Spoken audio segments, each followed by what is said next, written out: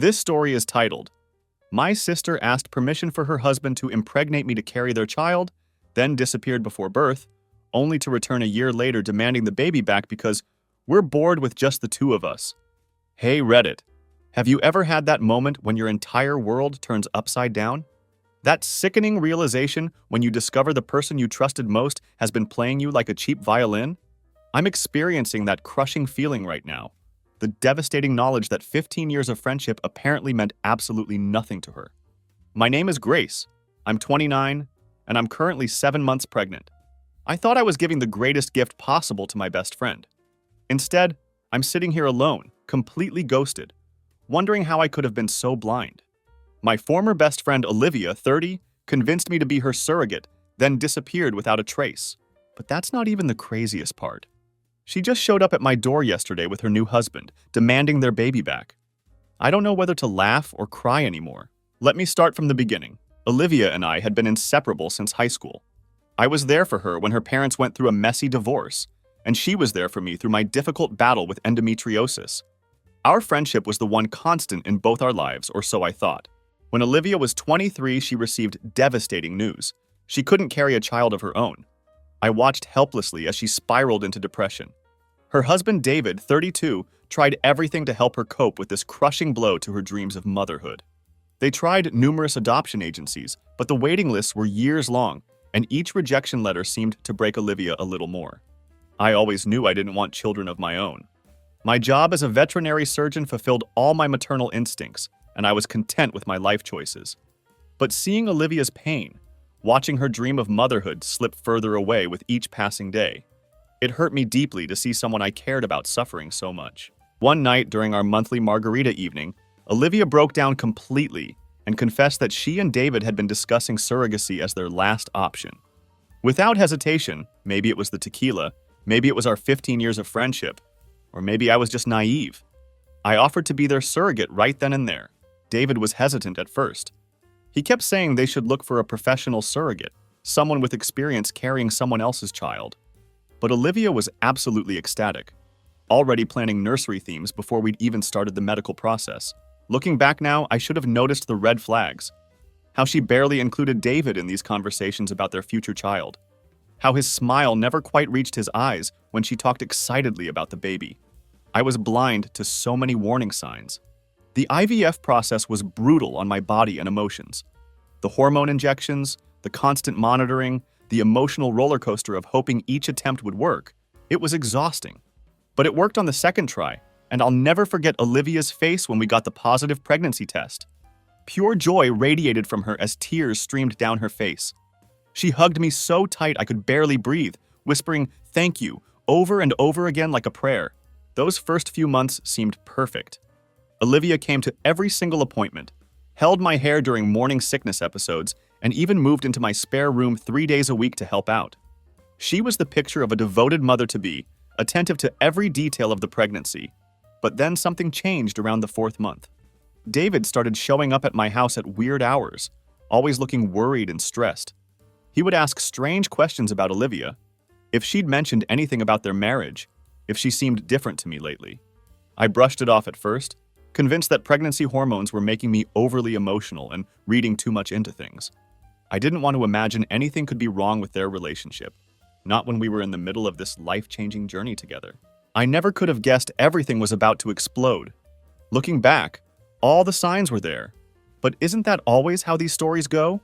You never see the train coming until it's too late to jump off the tracks. The first red flag should have been how Olivia started canceling our weekly prenatal yoga sessions. At first, they were just occasional "not feeling well" excuses or "work is crazy" messages. But soon, those excuses became more and more frequent until our weekly ritual had essentially disappeared. I tried not to read too much into it. After all, she was still texting daily, asking about the baby's movements and sending me links to parenting articles. But something felt off about her messages. They seemed hollow, like she was just going through the motions with no real interest behind her words. It was as if she was checking a box on her to-do list, rather than genuinely caring about the baby growing inside me. Her baby. Then came the day of the gender reveal. Olivia had been planning this event for months, even before we started the IVF process.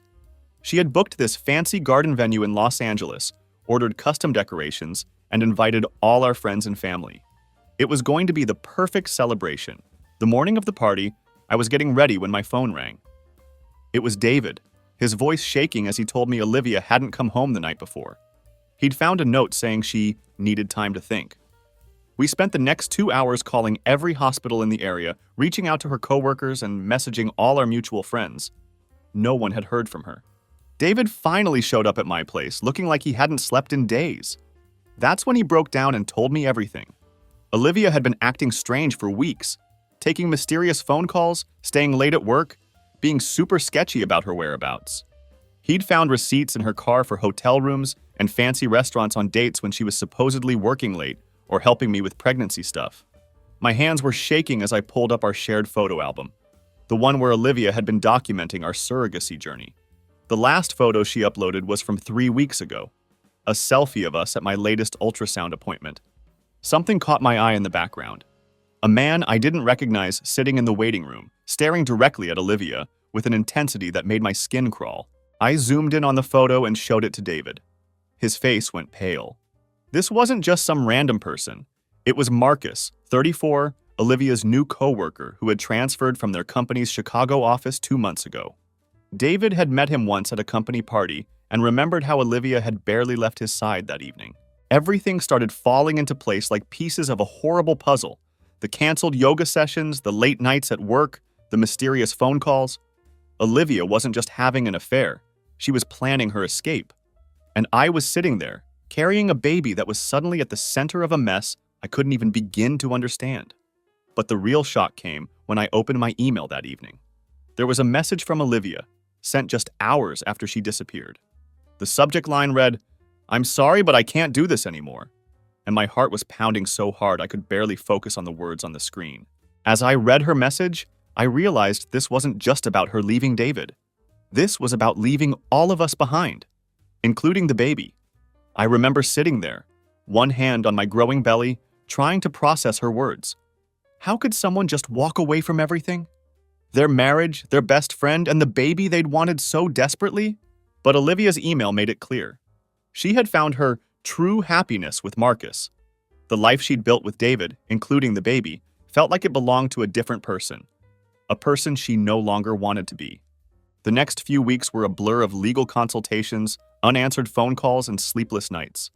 David was completely wrecked, alternating between desperate attempts to contact Olivia and moments of total shutdown where he seemed unable to process what was happening. I kept expecting to wake up and find out this was all some horrible nightmare, but each morning I'd feel the baby kick, a stark reminder that this was very real.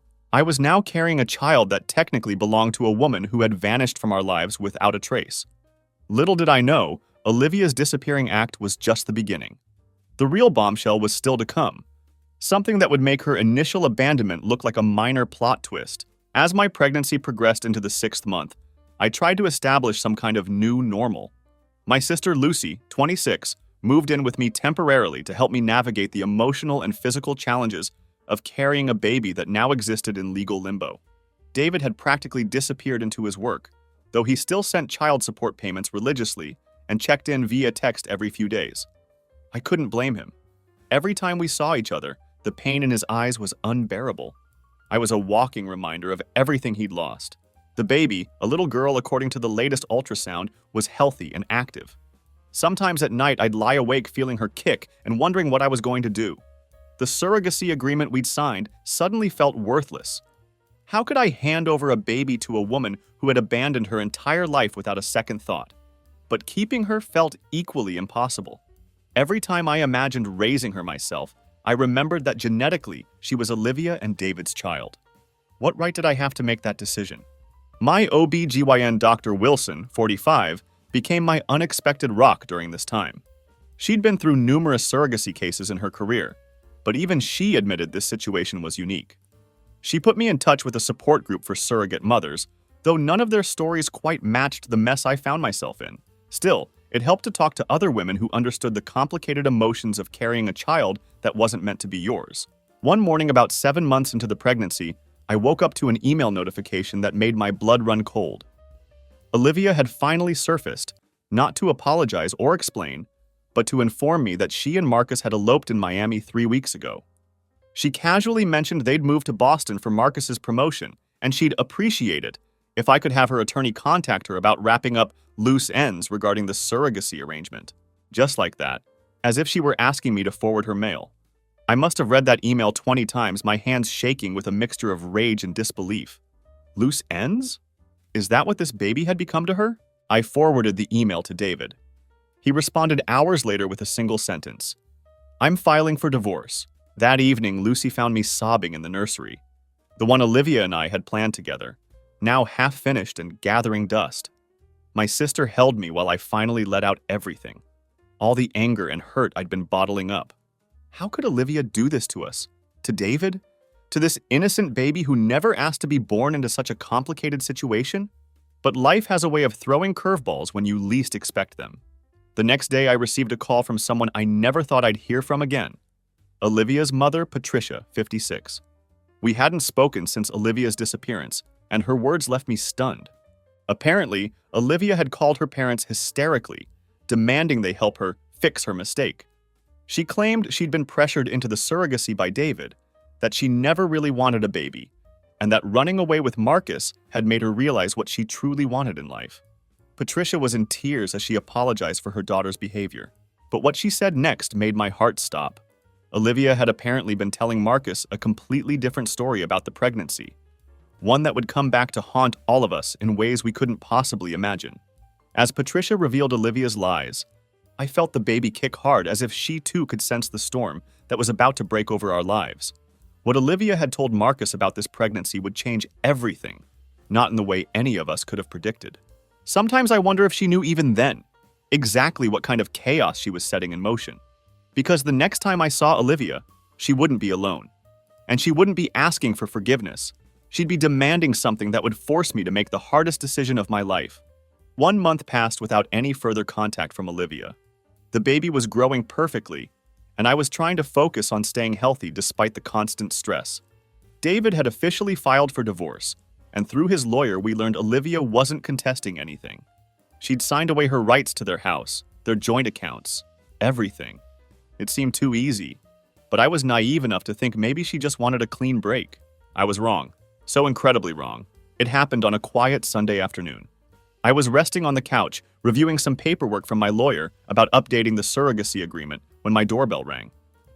Lucy was out grocery shopping, so I struggled to my feet, expecting it to be another delivery.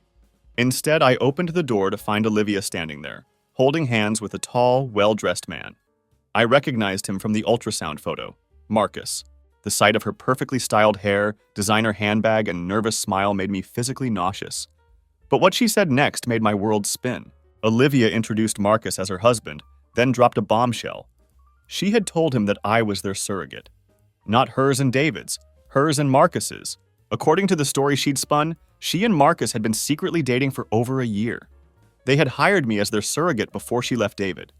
She claimed David had been emotionally abusive, that he had tried to trap her in their marriage by pushing for a baby, and that she had confided in Marcus about her unhappiness long before the surrogacy began. The worst part? Marcus clearly believed every word. He looked at me with such genuine gratitude, thanking me for helping them start their family. Completely unaware that every word out of Olivia's mouth was a lie, I stood there, 7 months pregnant, watching my former best friend spin this elaborate fiction with the confidence of a seasoned actress. Then Olivia revealed her true purpose for the visit. Now that she and Marcus were settled in their new life, they wanted to make sure everything was legally clear for when the baby arrived. She pulled out a stack of papers, new surrogacy documents that painted a completely different picture of our arrangement. Documents that would effectively erase David's parental rights and list Marcus as the father. I felt like I was going to be sick. Marcus kept talking about their plans for the nursery in their Boston home, how they'd already joined parenting classes, how excited their new friends were for them. All while Olivia stood there, squeezing his hand, playing the part of the excited, expectant mother who had finally found her happy ending. When I didn't immediately respond, Olivia's sweet facade cracked slightly. She pulled me aside while Marcus took a phone call in the hallway, and her true colors showed through. In hushed, urgent tones, she explained that this was the perfect solution for everyone. David would be free to move on. Marcus would have the family he desperately wanted, and I wouldn't have to feel guilty about the surrogacy contract anymore. She even offered to increase the compensation, as if money was remotely relevant at this point. I remember standing there, one hand protectively over my belly, looking at this stranger wearing my best friend's face. The Olivia I knew would never have conceived such a cruel scheme. But then again, maybe I never really knew her at all. As Marcus returned from his call, still smiling that hopeful smile, I made a decision that would set in motion the final act of this surreal drama. What happened next would test not just my friendship with Olivia, but my own moral compass, and everything I thought I knew about love, about loyalty, and what it truly means to be a mother. Because sometimes the right choice is also the hardest one. I was about to make a decision that would change all of our lives forever. I'd like to say I handled that moment with grace and dignity, that I calmly explained the truth to Marcus and maintained my composure. But 7 months of pregnancy hormones, betrayal, and pent-up anger had other plans. The moment Olivia pulled out a pen and tried to hand it to me, something in me snapped. I called Lucy. My hands were shaking so badly I could barely hold the phone, but I managed to text her a simple 911, come home now. Then I turned to Marcus and asked him to sit down. The look of confusion on his face nearly broke me. He truly had no idea what was coming. While we waited for Lucy, I pulled out my phone and quietly opened my photo gallery. Every ultrasound appointment, every legal document, every text message between Olivia, David, and me. I had saved them all. Screenshots of our surrogacy agreement dated months before Marcus had even transferred to our city. Photos of Olivia, David, and me at the fertility clinic. The gender reveal party invitations that never got sent out. A digital trail of truth that no amount of lies could erase. Olivia's face went from confident to panic as she realized what I was about to do. She tried to interrupt, to grab my phone, to make excuses about leaving, but Marcus sat there transfixed as I slowly and methodically laid out the real story. With each new piece of evidence, his expression shifted from confusion to disbelief to something that looked a lot like devastation. Lucy arrived just as Marcus started asking questions about dates and timelines. My sister, bless her heart, had brought backup. She'd called Patricia, and Olivia's own mother walked through my front door just in time to hear her daughter trying to explain why she'd lied about the baby's paternity. The next hour was pure chaos. Marcus learned not only that he wasn't the baby's father, but that Olivia had been lying about when their relationship started. Patricia revealed that Olivia had been telling her family a completely different version of events. The truth came out in brutal ways. The affair had started just 2 months before the successful embryo transfer, not a year ago as she told Marcus.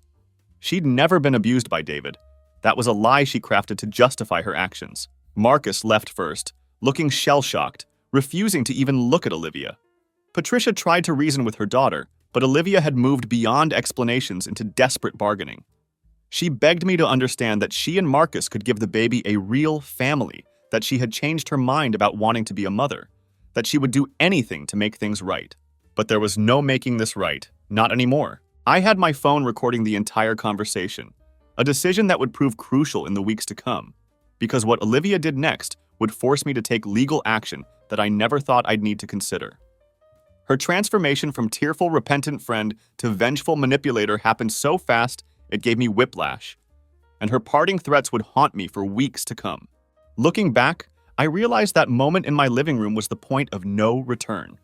The decision I made next wouldn't just be about protecting myself or the baby. It would reshape all of our lives in ways none of us could have predicted. Sometimes doing the right thing means losing everything you thought was important, only to gain something you never knew you needed. The weeks following that confrontation were a blur of legal meetings and court appearances. Olivia, true to her threats, tried to claim that I had stolen her and Marcus's embryo, that David had manipulated the documentation, that I was trying to extort her for money. But the evidence was overwhelming.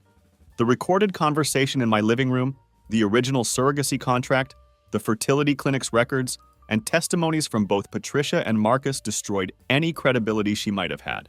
The judge granted a temporary restraining order after Olivia started showing up at my workplace, leaving notes on my car, and sending increasingly unhinged messages through fake social media accounts.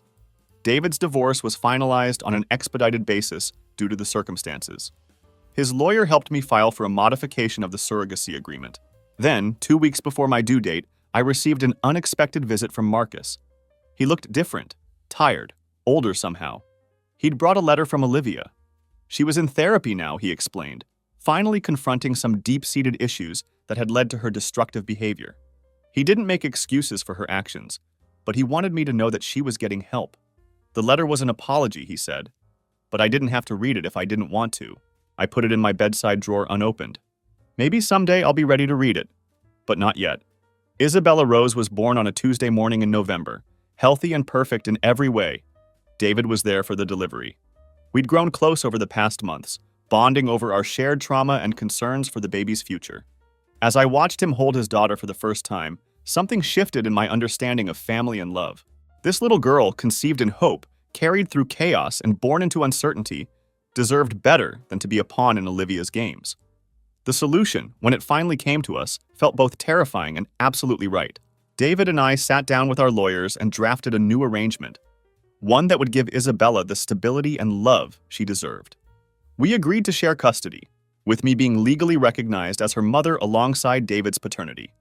It wasn't the arrangement any of us had originally planned, but somehow it felt like the most natural thing in the world. Lucy teases me now about how the most stable co-parenting relationship she knows came from the messiest surrogacy situation ever. David and I aren't romantically involved. We both need time to heal from Olivia's betrayal, but we're partners in giving Isabella the best life possible. We have dinner together twice a week, coordinating schedules and sharing stories about Isabella's latest achievements. The pain of Olivia's betrayal hasn't completely faded, but it's been transformed into something else: wisdom, strength, and an unexpected kind of family. Last week, I received a text from Patricia. Olivia and Marcus are getting divorced. Apparently, she's moved to California to find herself again. Patricia asked if she could still be part of Isabella's life as her grandmother. After everything she did to help expose Olivia's lies and protect Isabella, how could I say no? Sometimes late at night, when I'm feeding Isabella and watching her drift off to sleep, I think about how close I came to letting Olivia take her away. How one moment of weakness could have changed everything. But then Isabella grabs my finger with her tiny hand, and I know that sometimes the best families are the ones we build from the ashes of broken trust. David and I have agreed that someday, when Isabella's old enough, we'll tell her the whole story. Not to burden her with the past, but to show her that family isn't always about blood or contracts or perfect plans. Sometimes it's about the choices we make in our hardest moments, about choosing love over bitterness, and about finding strength in unexpected places. For now, though, I'm content knowing that my gift to Olivia turned out to be the greatest gift I could have given myself. A daughter I never knew I wanted, and a family I never expected to have. It's not the happy ending Olivia and I dreamed about during those margarita nights so long ago, but it's real, and it's ours, and that makes it perfect.